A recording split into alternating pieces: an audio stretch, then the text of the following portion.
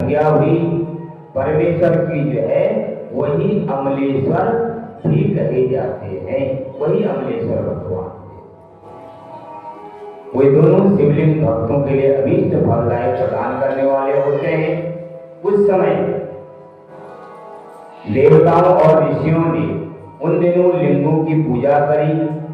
भगवान भगवत को संतुष्ट करके अनेक वर प्राप्त तत्पश्चात देवता अपने अपने स्थान को चले गए और वह विंध्याचल भी अधिक प्रसन्नता को अनुभव करते हुए उसने अपने अभीष्ट कार्य को सिद्ध किया और मानसिक परिताप को त्याग करके जो पुरुष इस प्रकार से भगवान शंकर का पूजन करता है वह गर्भ में फिर कभी नहीं आता है, वह अभीष्ट फल प्राप्त कर लेता है। इसमें कहीं कोई संशय नहीं है। वही जो है ओंकार में ज्योतिर्लिंग में प्रकट हुई जो अमलेश्वर से जाने कह रहे हैं ब्राह्मणों। भगवान विष्णु जो नर और नारायण नामक जो उसमें स्थित हुआ पूजा ग्रहण करके भगवान शंभु से प्रार्थना करे। शिव जी भक्तों के अधीन होने के कारण प्रतिदिन उनके बनाए हुए पार्थिव लिंग में पूजित उनके लिए वहां आया करते थे। रोज भगवान शंकर जी वहां नर नारायण के पास आया करते थे और जब उन दोनों ने पार्थिव पूजन करते हुए बहुत दिन हो गए उनको पार्थिव पूजा करते करते करते करते तो पार्थिव पूजन करते बहुत दिन जब बीत गए तो एक समय परमेश्वर शिव ने प्रसन्न होकर कहा, मैं आपकी आराधना से बहुत संतुष्ट हूं, तुम दोनों मुझसे वर मांगो, तुम्हें क्या वर चाहिए। उस समय अनेक ऐसा कहने पर भी नर और नारायण लोगों की हित की कामना को देखकर अपने लिए नहीं संसार की भलाई के लिए, देवेश्वर यदि आप हम पर प्रसन्न हो, यदि आप हमें वर देना चाहते हो, यदि हम वर पाने के योग्य हैं तो अपने इस स्वरूप को पूजा ग्रहण करने के लिए यहीं पर स्थित हो जाओ और हमें कुछ नहीं। उन दोनों बंधुओं का इस प्रकार अनुरोध करने पर कल्याणकारी महेश्वर हिमालय के उस केदार तीर्थ में स्वयं ज्योतिर्लिंग में प्रकट हो गए। बोले केदारेश्वर भगवान की तथा केदारेश्वर शिव का स्वरूप दर्शन करने से मनुष्य मोक्ष का भागी बन जाए, इसमें कहीं कोई संशय नहीं है।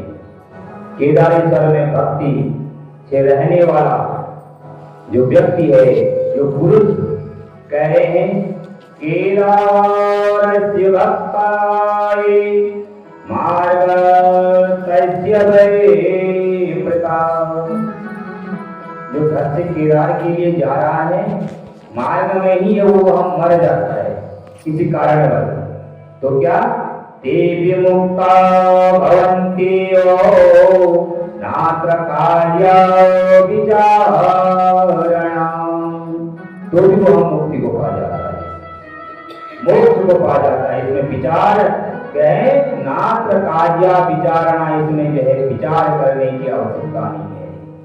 ऐसे केदार तीर्थ में पहुंचकर वहां प्रेम पूर्वक केदारेश्वर की पूजा करके वहां जल पी लेने के पश्चात मनुष्य फिर जन्म नहीं लेता तो केदार में जाता है। ब्राह्मणों, इस भारतवर्ष में संपूर्ण जीवों को भक्ति भाव से भगवान नर नारायण और केदारेश्वर शंभु की पूजा करनी चाहिए। नर नारायण माने बद्रीनाथ में और केदारेश्वर माने केदारनाथ में जाना चाहिए और पूजन करना चाहिए। अब मैं भीम शंकर नामक ज्योतिर्लिंग का महात्म्य कहूंगा। काम रूप देश में लोक हित की कामना करने तथा साक्षात भगवान शंकर के ज्योतिर्लिंग के रूप में जो अवतरित हुए, उनका स्वरूप कल्याण और सुखद आश्रय है। कह रहे हैं कि पूर्व काल में एक महापराक्रमी राक्षस हुआ जिसका नाम था भीम। वह सदा धर्म विध्वंसक था, महाबली राक्षस था और कुंभकर्ण के तेज से करकटी के गर्भ में उत्पन्न हुआ और अपनी माता के साथ वह पर्वत पर निवास करता। एक दिन क्या हुआ कि उसका बालक जो था, भीम ने अपनी माता से पूछा कि माँ, मेरे पिता कहाँ हैं और मेरे पिता कौन हैं? तो तुम यहाँ अकेली क्यों रहती हो? यह मैं सब जानना चाहता हूं, मुझे यथार्थपूर्वक बताइए। उसकी माँ जो करकटी थी वो बोली, बेटा, जो रावण है ना, उसका छोटा भाई कुंभकर्ण तेरे पिता थे। भाई सहित उस महाबली वीर को राम ने मार डाला और मेरे पिता का नाम करकट था और मेरी माता का नाम पुष्कसी था और विराट मेरे पति थे, जिन्हें पूर्व काल में राम ने ही मार डाला। अपने प्रिय स्वामी के मर जाने के बाद मैं अपने माता पिता के पास रहती थी। एक दिन मेरे माता पिता अगस्त्य मुनि के शिष्य सुतीक्ष्ण को अपना आहार बनाने के लिए गए। कोई बड़े तपस्वी और महात्मा थे, उन्होंने कुपित होकर के मेरे माता पिता को भी भस्म कर दिया। वो दोनों मर गए, पति भी मर गए, माँ बाप भी मर गए। अब मैं अकेली हो गई। जब मैं अकेली हुई, बड़े दुख मुझ पर आ गए। तुम आके इस पर्वत पर रहने लगे। मेरा कोई सहारा नहीं था, मैं असहाय हो गई। दुख में आकर होकर के मैं यहाँ पर निवास करने लगी। इसी समय क्या हुआ, महान बल पराक्रम संपन्न राक्षस कुंभकर्ण, जो रावण का छोटा भाई था, वो यहाँ आया। उसने बलात्पूर्वक जबरदस्ती मेरे साथ समागम कर दिया। फिर वह मुझे छोड़ करके लंका में चला गया। तत्पश्चात तुम्हारा जन्म कर्ण के बेटी है। तुम भी पिता के समान महान बलवान हुए, पराक्रमी हुए। अब मैं तुम्हारा भी, मेरा एक सहारा तुम ही हो। ये मेरी व्यथा भी यही है, कथा भी यही। सूर्य जी कहते हैं, ब्राह्मणों, मां करकटी की ऐसी बात सुनकर के भयानक पराक्रमी भीम कुपित हो गया। विचार करने लगा, मैं उस विष्णु के साथ बर्ताव करूंगा, यानी कि मैं उस राम के साथ ऐसा बर्ताव करूंगा। मैंने मेरे पिता को मार डाला, मेरे नाना नानी को मार डाला, उनके भक्तों के हाथों वो मारे गए, मेरे विराट को भी उनने मार डाला और इस प्रकार बहुत हमें दुख दिया। मैं अपने पिता का पुत्र हूँ और श्री हरि को मैं अवश्य पीड़ा दूंगा। यदि मैं अपने पिता का पुत्र हुआ तो मैं उनको अवश्य जो है दुख दूंगा। ऐसा निश्चय कर दिया। ऐसा निश्चय करने के बाद भीम जो है महा तप में लग गया, तपस्या करने लगे। ब्रह्मा जी की प्रसन्नता के लिए उसने 1000 वर्ष तक तपस्या करी। 1000 वर्ष तक। और तपस्या के साथ साथ वह मन ही मन अपने इष्ट देव का भी ध्यान करता। अपने इष्ट भगवान को कभी नहीं भूलना चाहिए। देवी देवता गुरु जितने भी हैं सबकी पूजा करनी चाहिए, लेकिन अपने इष्ट को कभी नहीं भूलना चाहिए। वो अपने इष्ट का ध्यान करके ये सब करता था। और लोक पितामह ब्रह्मा उसे वर देने के लिए आए इस प्रकार से बोले। ब्रह्मा जी ने कहा, भीम मैं तुम पर जो है प्रसन्न हूं, तुम्हारी जो इच्छा है वह मांग लो। ऐसा कहने पर हमने कहा, देवेश्वर हे कमलासन, यदि आप मुझ पर प्रसन्न हैं, मुझे वर देना चाहते हैं, तो आज मुझे ऐसा वर दीजिए जिसकी कहीं कोई तुलना नहीं, ऐसा वर दीजिए। ऐसा कह करके उस राक्षस ने ब्रह्मा जी को नमस्कार किया और ब्रह्मा जी भी उसे अभीष्ट वर दे करके अपने धाम को चले।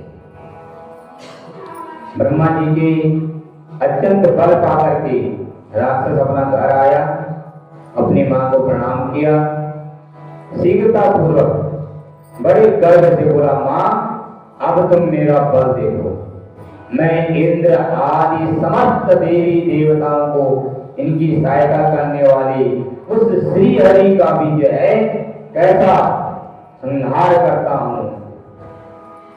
ऐसा कह करके भयानक महापराक्रमी भीम ने पहले इंद्र आदि देवताओं को जीता, सबको अपने अपने स्थान से निकाल करके बाहर कर दिया।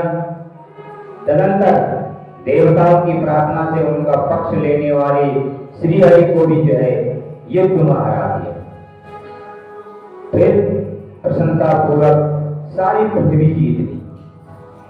सबसे पहले वो कामरूप देश के राजा सुदक्षिण को जीतने के लिए गया।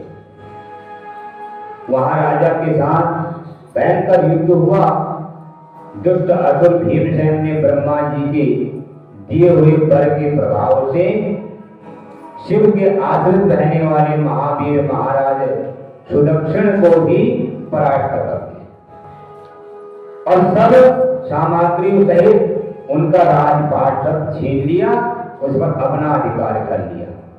और भगवान शिव के प्रिय भक्त धर्म प्रेमी परम धर्मात्मा राजा को भी उसने कैद कर दिया, कैदी बना दिया और उन सबको एक काल कोठरी में डाल दिया। और जब काल कोठरी में डाल दिया, अब वह एकांत में भगवान का शंकर जी का चिंतन करते थे, मनी मन मानसिक पार्थी बनाते थे और उन्हीं का पूजन करना आरंभ करते थे। बारंबार गंगा जी की स्तुति करते थे, मानसिक स्नान करते थे, पवित्र पूजन करते थे, शंकर जी की पूजा करते, मन ही मन सब किया करते। कोई धूप नहीं, दीप नहीं, नैवेद्य नहीं, फल नहीं, तांबुल नहीं, दूध नहीं, दही नहीं, घी नहीं, शक्कर नहीं, कुछ नहीं है, सब कुछ लेकिन मन से। क्योंकि उस कारखाने में जो है कारागारावास के अंदर तो कुछ था नहीं, मन ही मन ऐसा भगवान शिव का नाम का एकमात्र जप करते थे, ओम नमः शिवाय। बस उस नमः शिवाय का कितना बड़ा महत्व है अभी आप सुनेंगे। उससे पूर्व में आप भी उस नाम का उच्चारण करेंगे। हरे हरे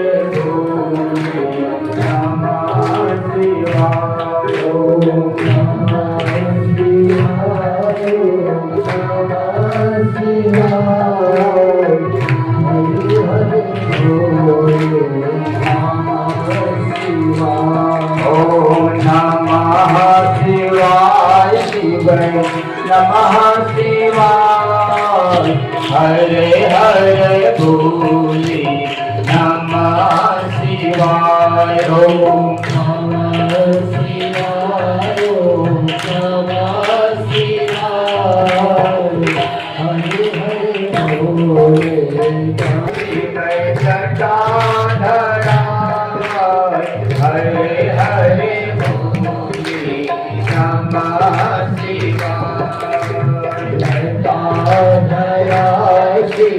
जटाधरा, हरे हरे भोले नमः शिवाय, हरे हरे भोले नमः नमः शिवाय। ओम नमः